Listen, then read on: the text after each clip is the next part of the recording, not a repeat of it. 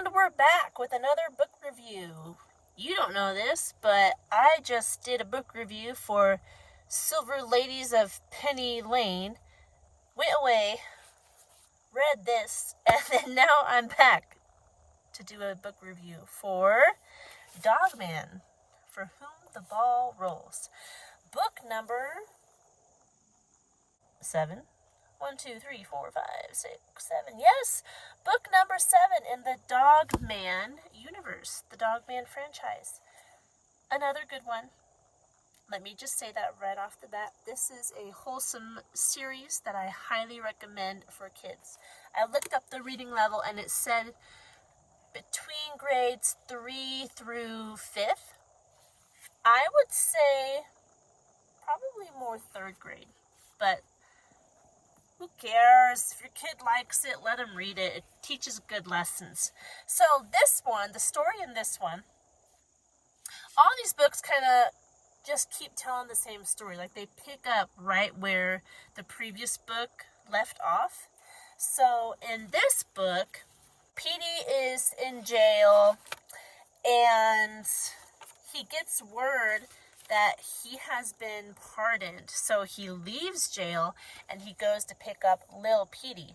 Meanwhile, Dogman is having trouble not being distracted when he's chasing criminals because they'll show him a picture of like a ball or give him an actual ball or a squirrel or something that distracts him and he chases the ball or the squirrel instead of chasing the criminal. So Lil Petey decides that he needs to help Dogman get over this little hiccup in his detective career. And in order to do that, whenever Dogman reacts negatively or gets distracted by a picture of a ball or a squirrel or anything that dogs get distracted by, then they give him a bath, and that's his punishment for getting distracted.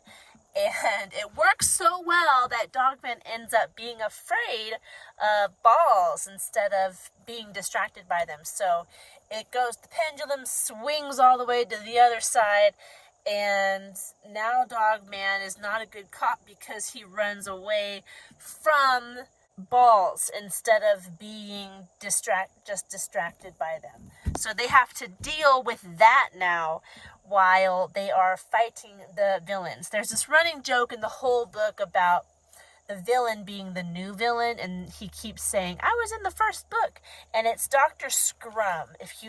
I didn't remember him, so that's probably why Dave Pilkey made a big joke out of it, because I didn't even remember he was in the first book. If I can find a picture of him.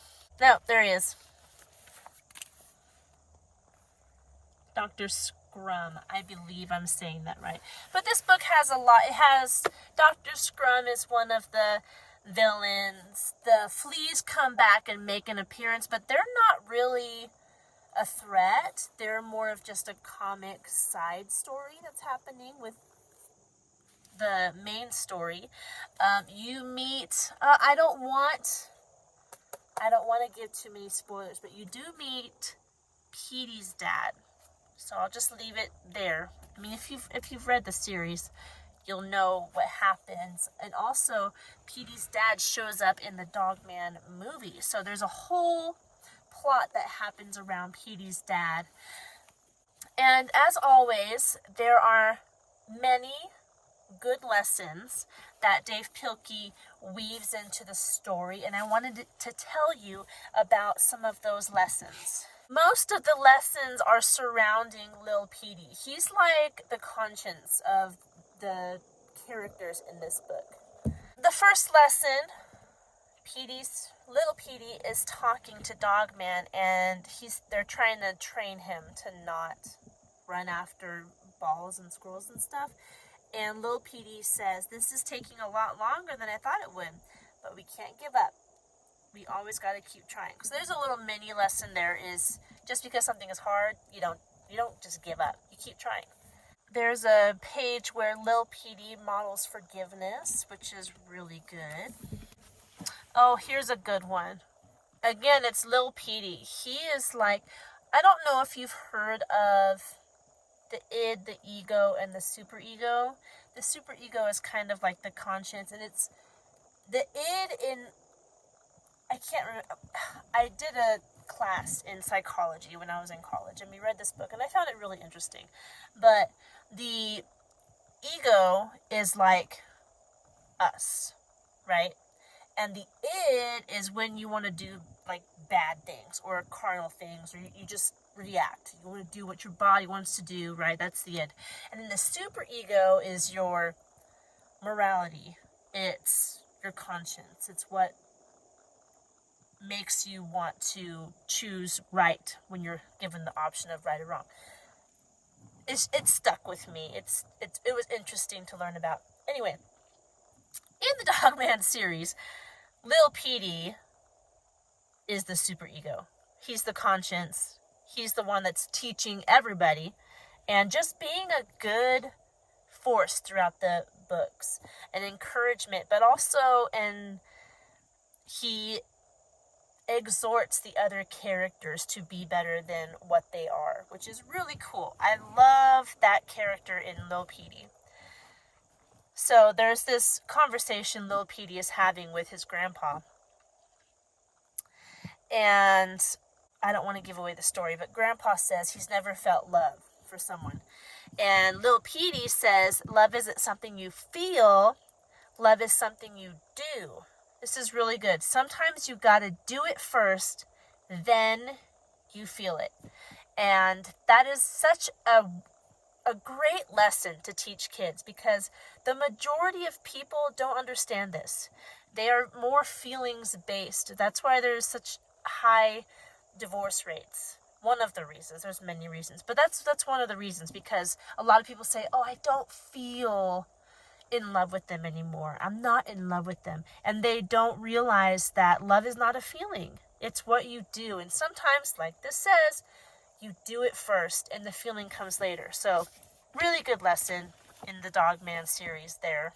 Another lesson being taught by Lil Petey is doing what you need to do even though you're scared.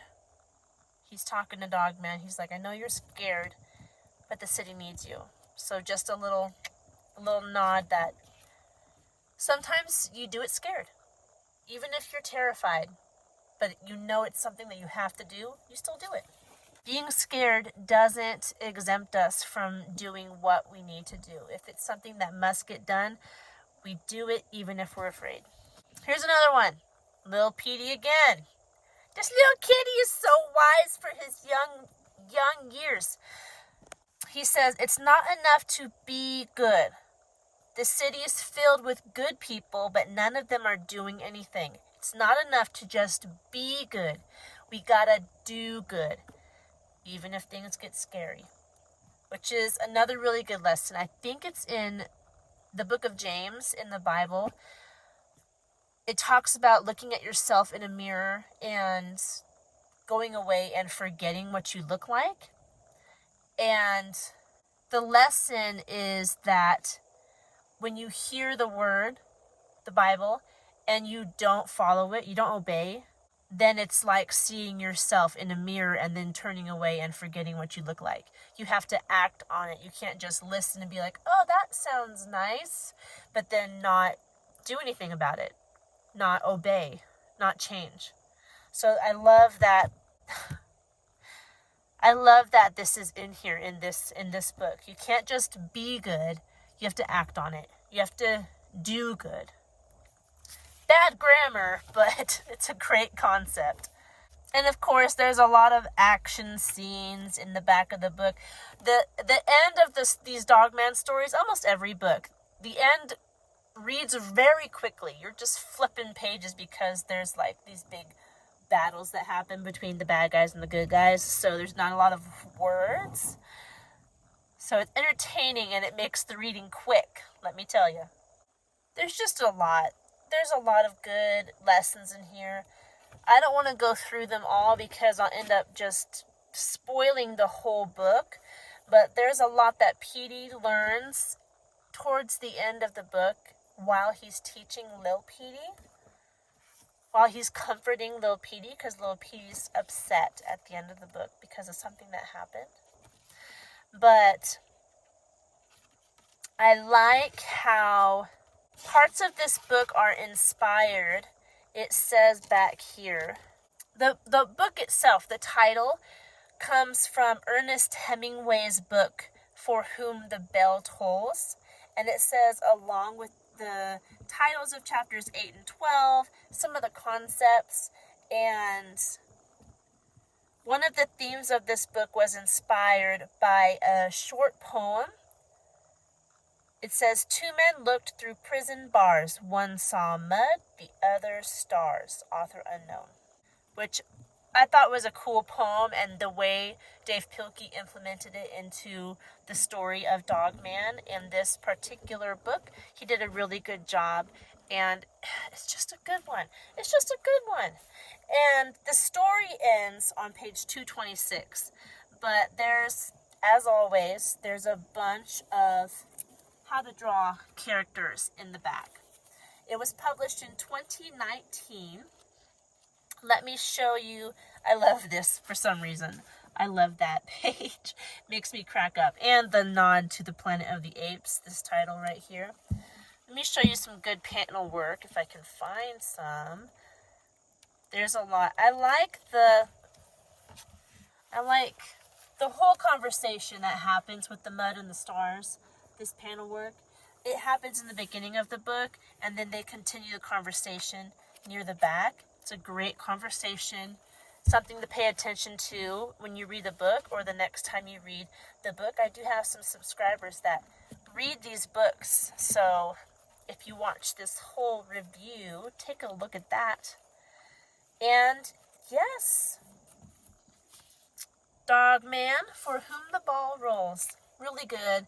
I enjoyed this book more than Brawl of the Wild. I don't know. My boys always, they ask me for updates what my favorite book is. I don't know. See, the same thing. I liked this book because I just read it, but I liked Dogman Cat Kid. I liked Dogman Lord of the Fleas, and I liked this one, For Whom the Ball Rolls. I just liked them for different reasons. I liked the first one because it was the first one. I liked A Tale of Two Kitties because it introduced Lil Petey, which, as we have seen, is a very much needed character in this series. And Dogman and Cat Kid, Lord of the Fleas was a lot of fun. So I did enjoy this. It is geared towards kids, so adults would probably not get a whole lot out of these books. You would have to read with a different perspective, knowing that it's geared toward kids, but that it does have a lot of great lessons in it. So I started reading these books because my kids wanted me to, and I'm continuing reading them because my kids want me to, but also because I'm doing reviews for this channel. If it wasn't for my kids and for this channel, I probably wouldn't continue reading the books, not because they're not good, but because they're not geared for adults, they're geared for kids. So sometimes it's hard for me to want to read them, but every time I do read one of the books, I'm always glad I did. They're great books. Not because they're like aimed at me as an adult, but because I like knowing that my kids are reading good things. I like knowing that Dave Pilkey is teaching these moral lessons and how the stories are based off of classic novels. It's actually intelligent the way he weaves it in. It's not just a story for kids. I love it when authors are intelligent in their writing and their storytelling, and when they try to teach kids about life and about how to be good and about how to make better choices. It's great. Dave Pilkey, good job. Good series.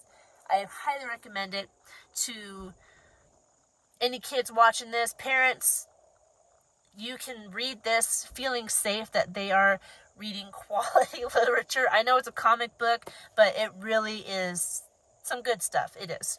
So there you go. Dogman, For Whom the Ball Rolls.